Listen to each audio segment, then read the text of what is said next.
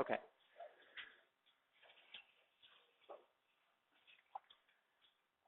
Okay, so today's lesson is called rational exponents. And what we learned is actually radicals, which the chapter is all about radicals. But radicals can be written with as something raised to a fraction as a power. And it's the same, it still represents the same thing, it's just written differently. Okay. And so this is the only thing that comes out of this from the SOLs that we're really required for the SOL to do, is we need to be able to convert from one to the other. Now, we still have to know how to, solve all kinds of equations, including radical equations, and radical equations might be written with rational exponents instead. Okay, so what we mean by rational exponents that are fractions. That's what a rational exponent is.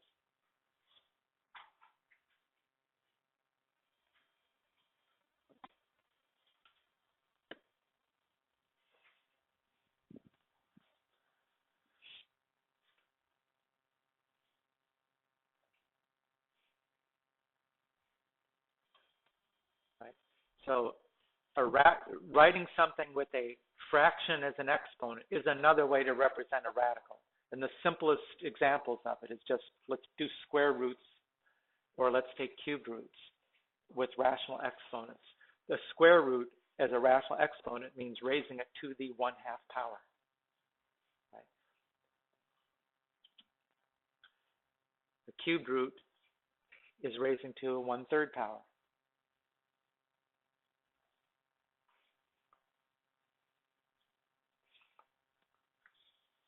What do you think a fourth root would be? Raising to the 1/4 power. Now you can confirm all this. Just put it in your calculator. You know what the square root of 4 is, right? That's 2. Okay, let's take 4, and we'll raise it, right, to the 1/2 power. 1 divided by 2. And see what we get. 2. Right? So that is the same thing. The cubed root of 27 is what?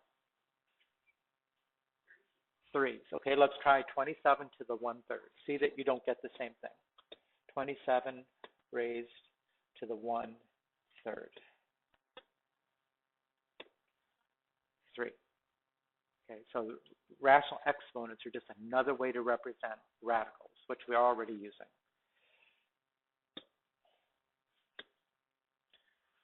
So let's simplify some of these rational exponents by converting them to radicals and then doing what we do. Okay, 216 to the 1/3, what would that look like as a radical?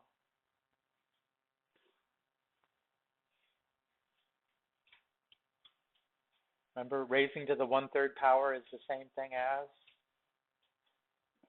taking the cubed root. Now, if you don't recognize it, 216 is which number cubed? It's 6 cubed, right?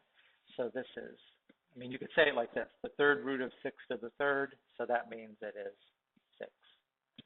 Now, the truth is, you would probably just put it in the calculator anyways if you had to, right? Whether you put it in using a rational exponent or you use the cubed root, either way, you would have come up with that 6. Right? How can I rewrite the square root of, 7 to the 1/2 as a radical? What radical is it? It's a square root, right? Now, we already know that when you multiply a square root of 7 times the square root of 7, you get 7. It means the square root of 49, which is 7. Right? That's the pattern, right? Square root of anything times the square root of that same thing is that thing without the square root. Well, we know from properties of exponents, when you multiply with the same base, then how do you simplify using the exponents? What do you do with the exponents when you're multiplying? You add them up, right? So look, if you're 7 to the 1/2 times 7 to the 1/2, that should be 7 to the 1/2 plus 1/2, which is 7 to the 1st. Again, the same thing as when you converted it to radicals.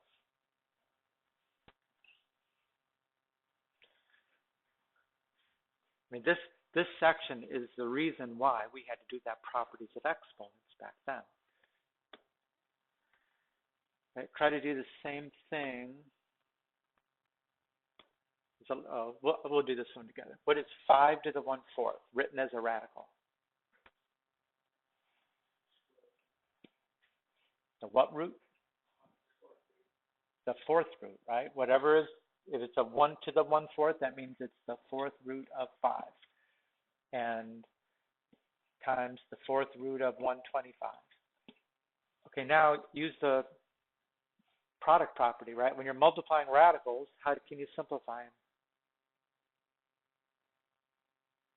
You can, the product of radicals equals 1 radical of the product, right? Which is the fourth root of 625.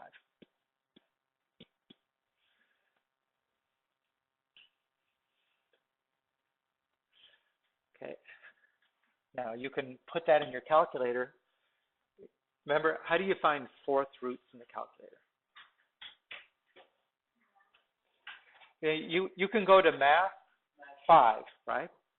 So let's say I go math 5, and then what? Yeah, scroll over to where it says ANS and put a 4, and then put the 625 inside. Enter. And the answer is 5. Now, you think that's easier, or would it have been easier just to go 625 to the 1/4? 5. I mean, now that you know how to do the radicals, I mean, honestly, I don't like the scrolling over that part. You know, I would rather just raise it to the 1/4 power. But, you know, it's your choice. Okay. Okay, one more time. 64 to the 1/2 is, as a radical, the square root of 64. And the square root of 64 is 8. Again, this is almost an identical problem, right? This is the square root of 11 is the, 11 to the 1/2 is the square root of 11 times the square root of 11, which is 11.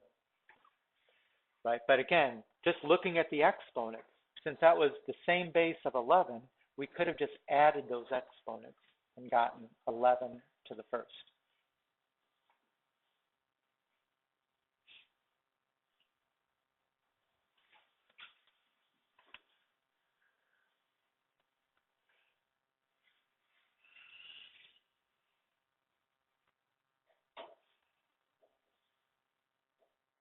Okay. Now, this is the one SOL requirement that we're supposed to be proficient at. And that is, you know, everything we deal with will not be raising to a fraction which has a 1 in the numerator. It's not always raised to the 1/2, raised to the 1/3, raised to the 1/4. You could have fractions like 2/3, right? Or 3/4, or 5/7, or whatever, you know. It doesn't have to be a 1 over a number. Right? And this is how you convert from radical to rational form, or vice versa. Right? Notice this 8 to the 2/3. I can write that using the properties of exponents as 8 to the 1/3 squared. Because how do you simplify according to the properties of exponents when you raise a power to a power? What's the operation between the two? It's a multiply, right? And 2 times 1/3 is 2/3. Right. Now I convert the 8 to the 1/3 using what we already did. That's the third root of 8 squared. You still got the squared, which is outside of it. So this is exponential form. This is radical form. Now I could have done that reverse-wise, right? I could have written it, instead of doing 1/3 squared, I could have read 8 squared to the 1/3. Because still, when I multiply them together, I'm going to get 2/3. But in this case, now I'm taking the third root of 8 squared, right? It's still a third root. That's where that comes from. And the 8 squared is what goes inside.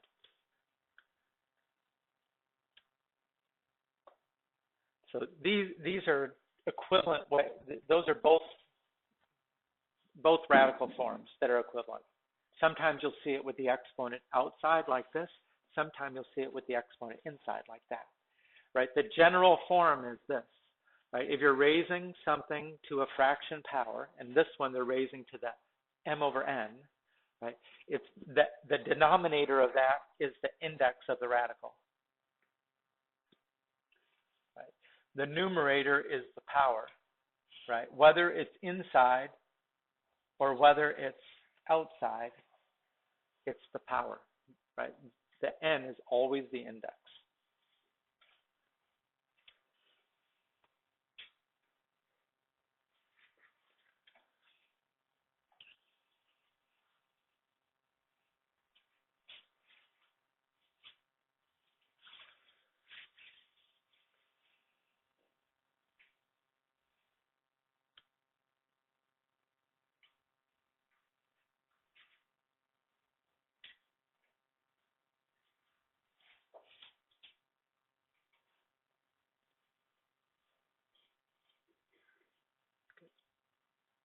Good.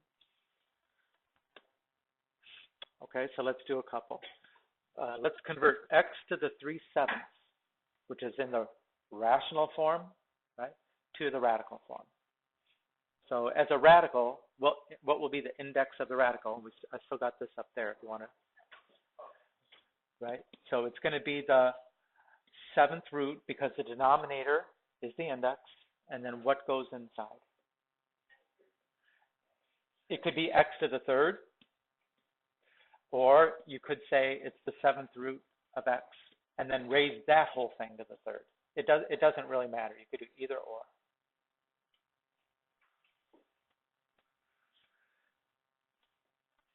Okay, now this one doesn't look like it's a fraction, but that is a rational number. Remember, decimals that terminate are rational numbers. We just have to turn that into a fraction.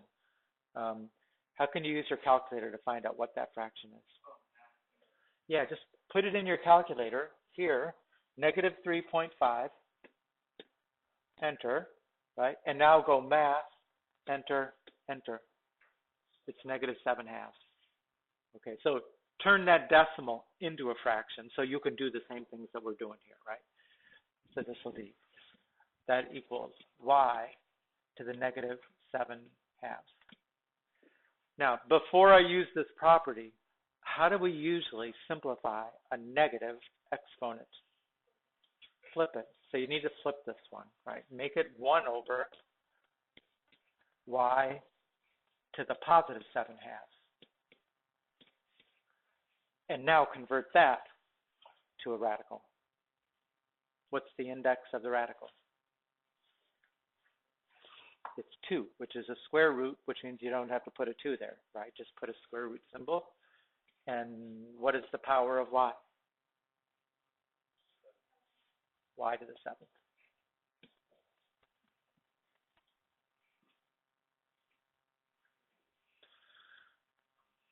Right, so you got to deal with that negative exponent and then do that. Now, that could be simplified some, but it's actually, that would lead to having to rationalize the denominator in a way that we're not doing. So I would just leave it like that. Okay, now we'll go the other route, right? Let's write something that's a radical in the exponential form. Right, here's the radical, right? If I write it with an exponential form, it means I got to find the fraction, which is the exponent, right? What is the denominator of that fraction? Right? It's whatever is the index, and since you don't see it, it's a 2, right? And that means the numerator is 5, a to the 5/2.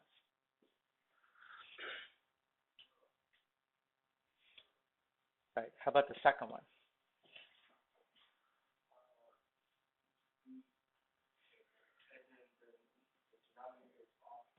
Okay, and the numerator is 3/5. Right, that's the pattern. I think I got another practice on here.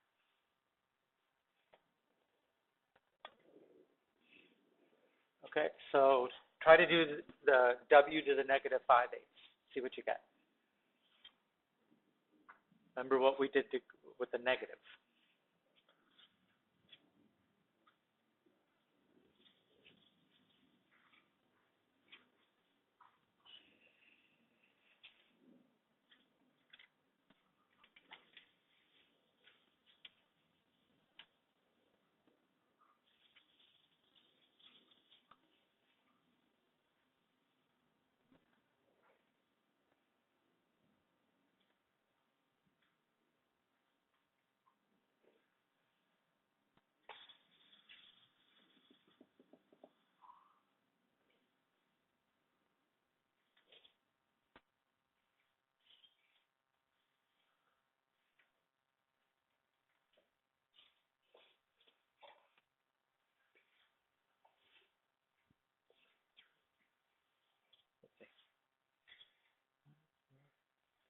Remember, the denominator is the index.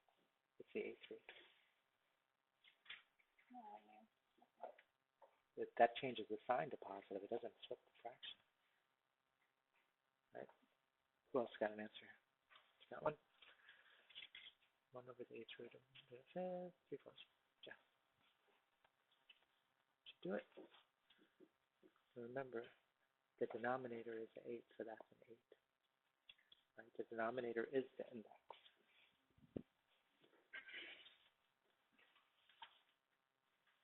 How'd you do?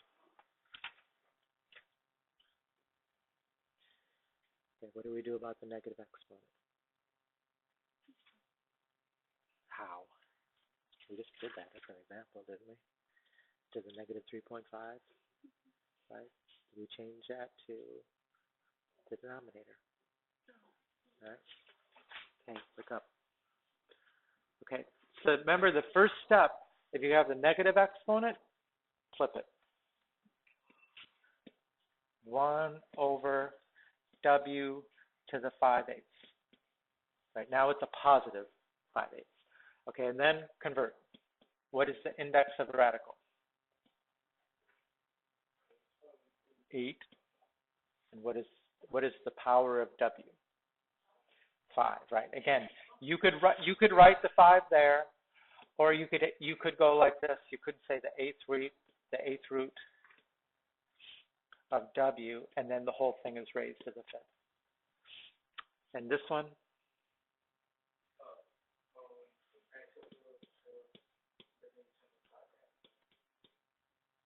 what'd you say there?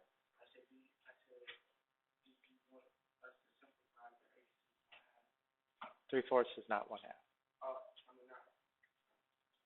You were thinking like it was 2/4, but it's not. That's simple. I mean, if you can simplify a fraction, sure. Okay. Now, the properties of exponents that we learned before are represented here in this section. They're the same properties. It's just that now we know those exponents might be fractions. So next to each property, the same way we saw it before, they've given an example.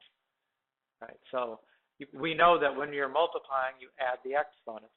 Okay, well, if it's 8 to the 1/3 times 8 to the 2/3, then you're adding 1/3 plus 2/3 to get 1.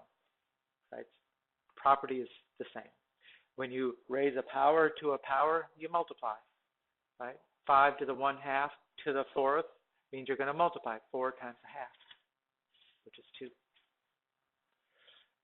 Right? When you have things inside parentheses and it's all raised to a power, you can distribute that power on all the factors inside.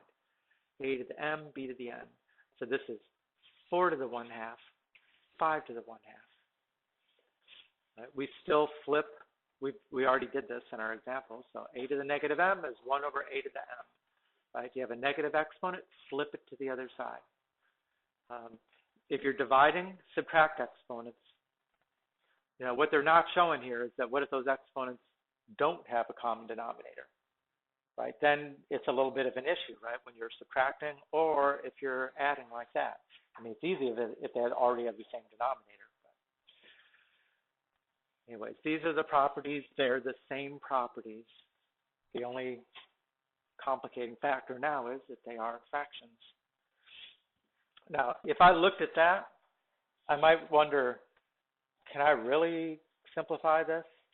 And it may not be so obvious looking at it there, but if you convert it to rational exponents, it will be. I mean, how can I rewrite the 4th root of x to the 3rd? Didn't we just do that? That's x to the 3/4. The denominator is the index, right? Okay, and how about the one on the bottom? X to the 2/8, right? Okay, now there's the example where, well, you can simplify 2/8. What's 2/8? 1/4, right? So we have x to the 3/4 divided by x to the 1/4. And now, by the properties of exponents, how can I simplify that? subtract, right? That's x to the 3/4 minus 1/4. And 3/4 minus 1/4 is 2/4. And 2/4 is 1/2. So actually this whole mess is x to the 1/2. You can't hardly see how you'd simplify here, but you can see it here. Just use the properties of exponents. Now, what if this had been a y, like one of the x's was a y? Well, then you couldn't do it, right? Because the properties of exponents depend on these having the same base, right? So if they don't have the same base, then no amount of converting to rational exponents is going to change it.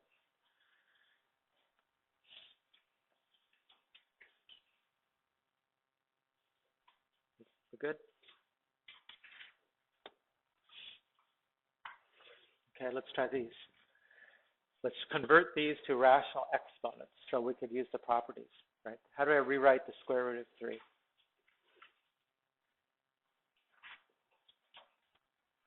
As a rational exponent. 3 to the 1/2. And how about 3 to the 4th root of 3? How do I rewrite that? The 4th root is to the 1/4, right? And now we have the same base of 3, so what do I do with the exponents to simplify? You add, right?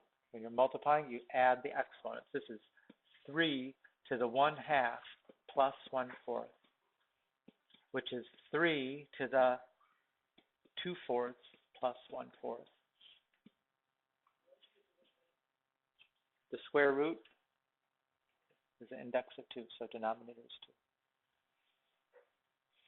Okay, so in here, 1/2 plus 1/4, I need a common denominator. So I change this 1/2 to 2/4. Now everything has the same denominator. This is 3 to the 3/4.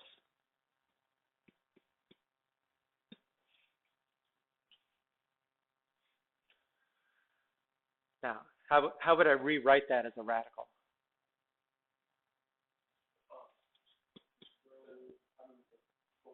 The 4th root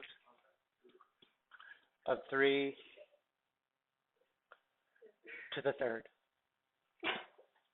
And actually, you can simplify that a little bit because you know what 3 to the 3rd is. 3 times 3 times 3. 27. Right, let's try and do the same thing on this one here. How do I rewrite the numerator? X to the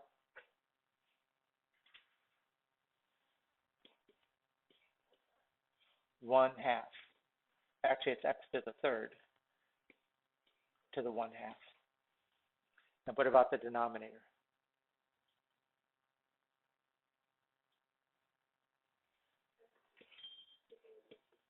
X to the 2/3, right? Actually, I shouldn't have written it like I did there. There's no reason to show it like that because we've already converted these things. This thing should have been x to the 3/2. This thing should be x to the 2/3. Okay, then what do I do with the exponents? To simplify, it's a subtract, right? X to the 3/2 minus 2/3. Now, you definitely have to find a common denominator here. But remember, you have a calculator, and if you do it in the calculator, that's fine too. All right, let's put in the 3/2 minus 2/3. Enter. And then math, enter, enter. 5, 6. So this is x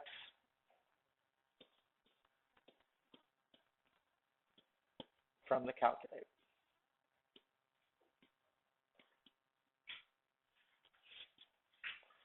And then how do I rewrite that now as a radical?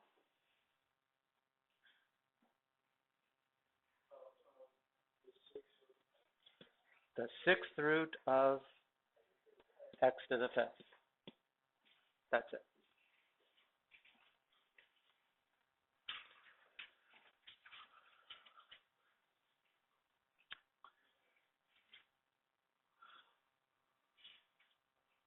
All right. Everybody okay? Jaden?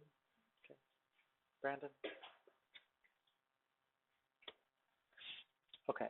So now there's two parts. These are the last two things, right? The first is they deal with how do we use these properties to simplify numbers, right? And then after that, it'll be expressions. But first, it's numbers. Okay. So method number one looks like this. 16 to the negative 2.5, they turned it into a fraction, negative 5 halves. Then they rewrote that 16 as 2 to the 4th. Then they used the properties of exponents and multiplied, right? That gave it 4 times negative 5 halves is negative 10. Then they flipped it to the other side of the fraction, and 2 to the 10th is 1,024. Now let's see what they did different on this side. First, they converted it to the negative 5 halves. Then they flipped that to the other side of the fraction. Then they converted it to a radical, right? That would be the square root of 16 because of the 2, and then raise all that to the 5th power. The square root of 16 is 4. 4 to the 5th is 1024. Third method is put it in the calculator.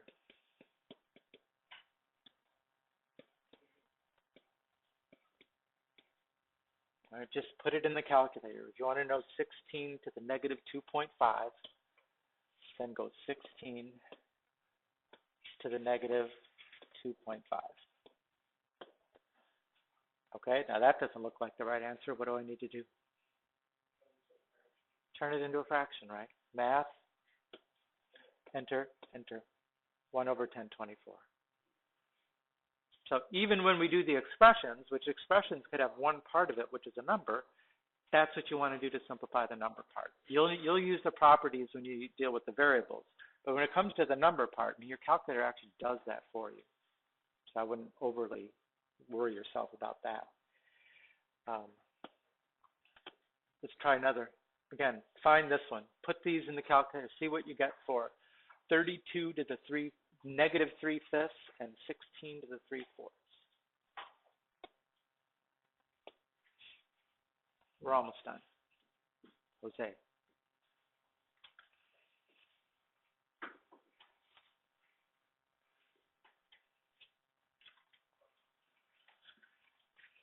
First one to get an answer, tell me. 32 to the negative 3/5. 1 over. Okay. 16 to the 3/4. Yeah. Do you do it? 16 to the 3/4. 4 thirds is 2, cubed 8. Right. I mean, you should be trying this. If you're just sitting on your hands and not trying this, then that's on you. When you miss problems like this on a test, when you could get them easily because you didn't bother to pick up your calculator and try. Confirm, because if you're not getting it, now's the time to fix that. Right? There's something you're doing wrong about the way you're entering it.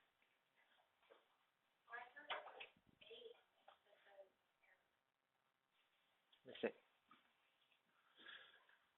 Here.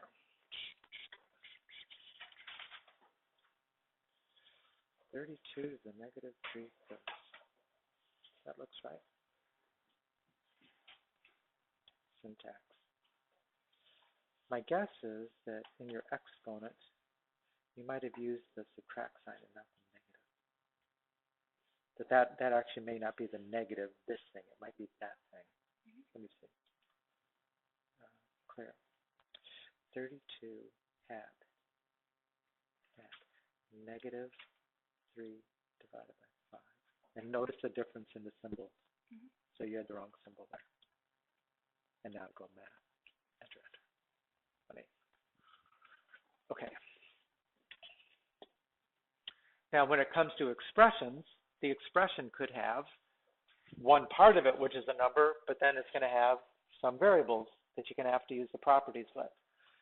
Remember the first step, in almost all of these, there's going to be the first step, which is it's got some exponent which is outside the parentheses. So you need to bring that exponent inside. Right? How do I do that? Okay, so it'll be 16 to the negative 3/4, right, times y to the negative 8th to the negative 3/4. Right? The first step is always you've got to bring that exponent in on both factors. Now, the 16 to the negative 3/4, again, put it in your calculator, see what you get.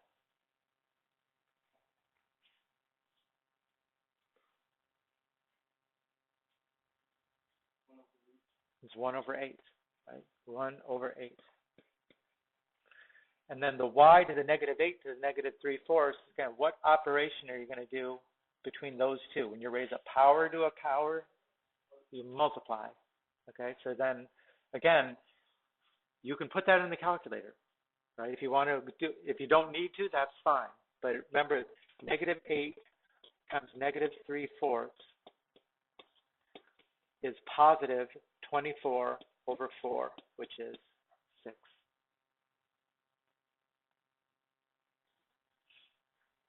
So this is times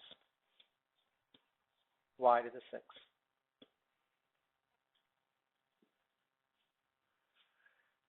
So that's it. So you simplify the expression in two parts, right? Well, first, bring in the exponent.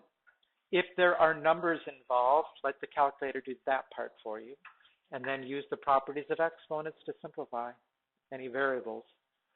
And, you know, if you looked, if this was a problem in the book, like that you did and you had to check your answer, you actually may see it written like this because it's the same thing.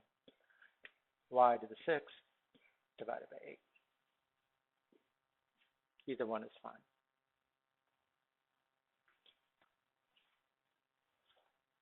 I think I got one more. One more for you to try the same thing. So try to simplify that one the same way we just did the one before.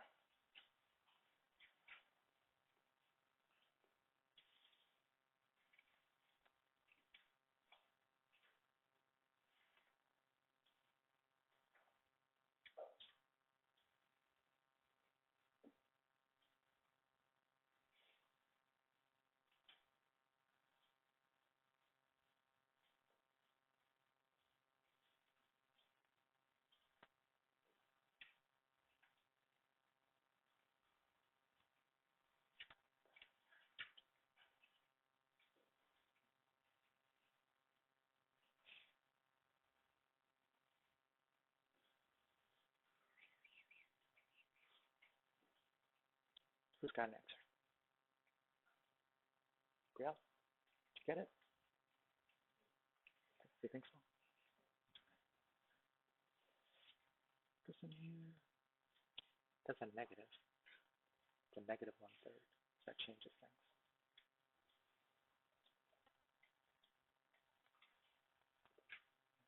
And also the 8 to the negative 1/3. That you have to also do the 8 to the negative 1/3 too. Right. You get it, Yonder?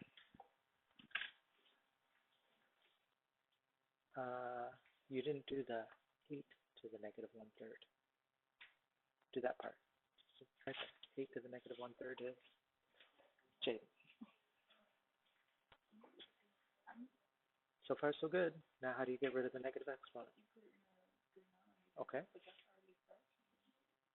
No, it just means you've got a 1 in the numerator, a 2 in the denominator, and then that's going to make a x to the 5th in the denominator. Again, you're at the same spot, right? When you do that x to the negative 5th, you flip it to the other side of the fraction.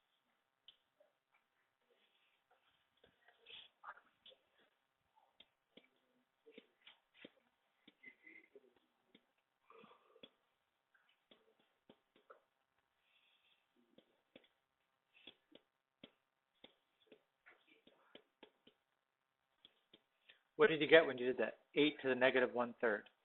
1/2.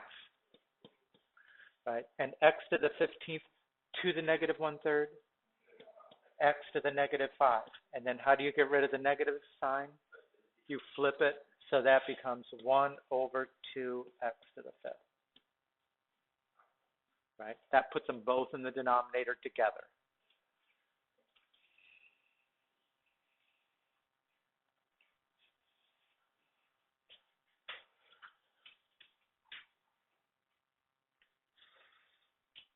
Good.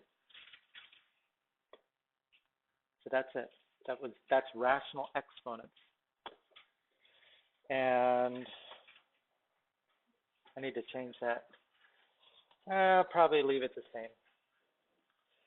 So the homework, these here, these are alls. Right, that's just converting from one form to the other. Right. And then these here are simplifying. First with some numbers and then with some expressions.